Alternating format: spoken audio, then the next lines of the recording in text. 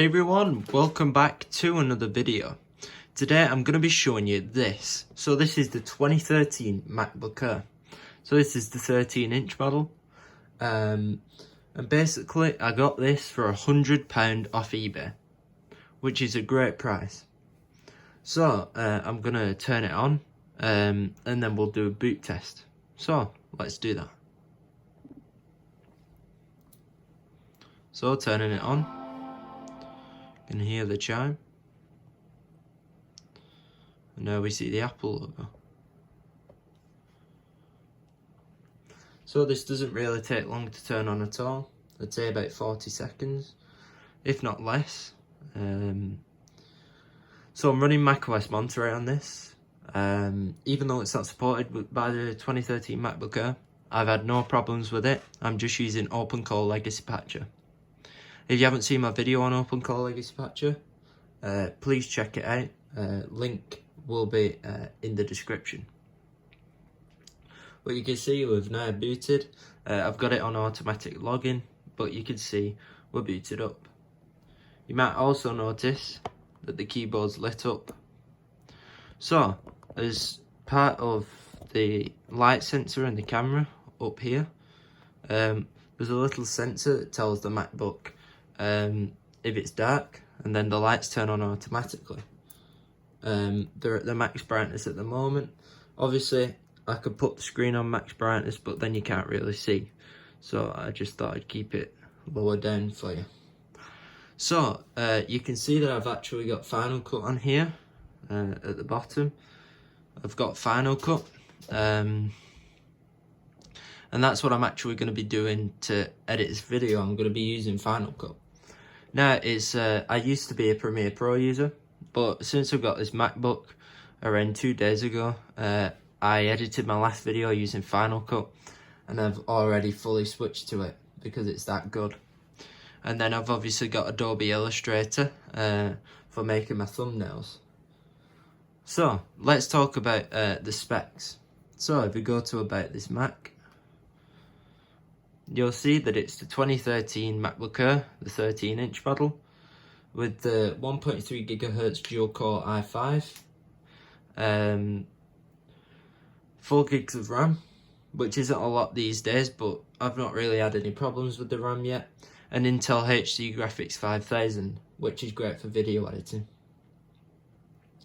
For the display, if we head over to displays, you can see that it's got a 1440 by 900 display that's obviously 13 inches, as I've said, and 120 gigabyte SSD, which is absolutely great. So, what about gaming? Well, that's what we're going to go on to next. So, gaming's not really a thing of macOS, but you can easily load up games. So I'm going to load up Arcane Odyssey on Roblox, which is a great game, by the way. I would recommend it. But you can see it's loading just fine, and the fan hasn't turned on yet, but this MacBook Air does have a fan, as it's Intel based. So I'm going to wait for the assets to load. There we go. It's quite quick. But you can see, if I click play, you go here,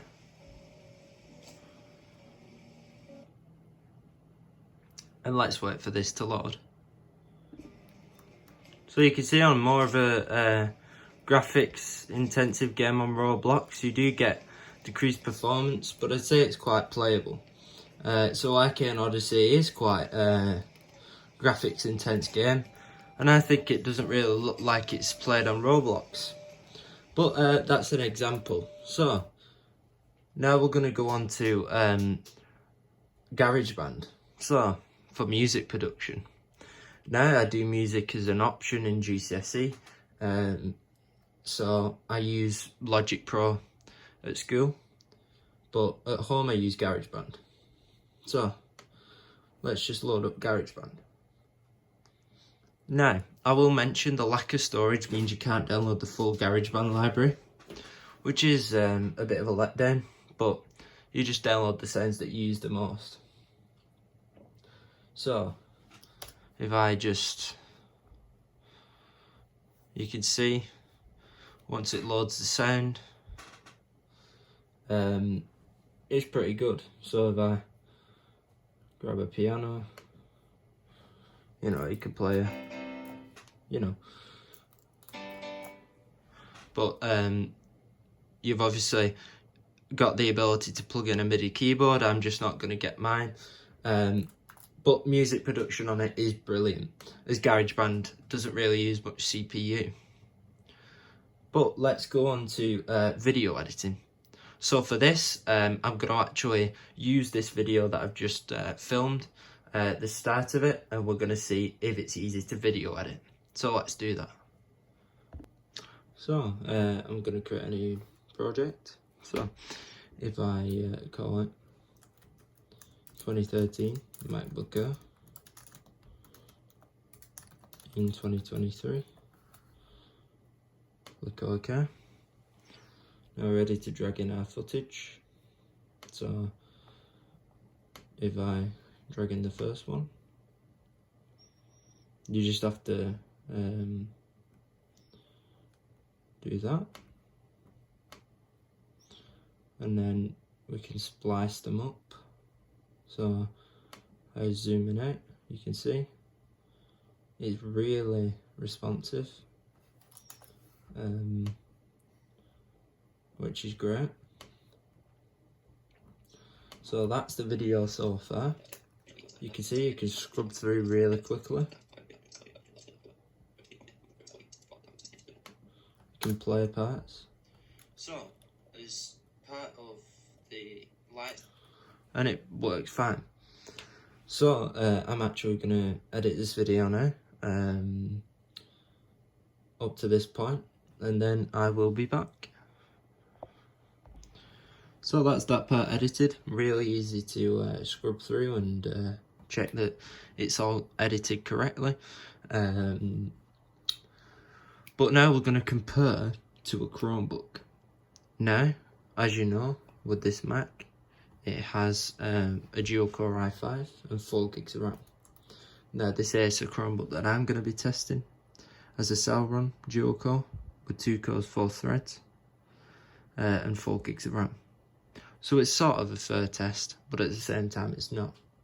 But that's what I've switched from, is the Chromebook. So let's do a boot up test of this and the Chromebook. Let's do it.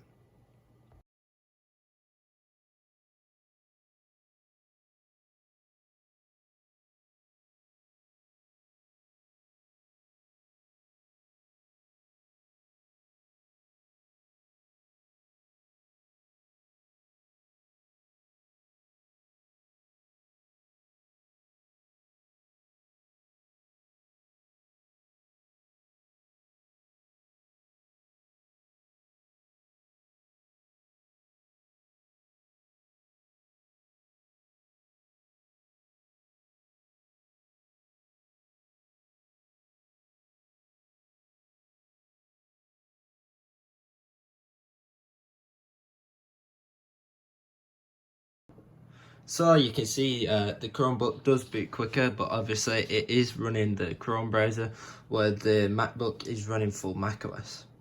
Hopefully you found this video useful. If you did, please leave a like and subscribe, and consider joining my member program from the description. Thanks ever so much for watching. Goodbye.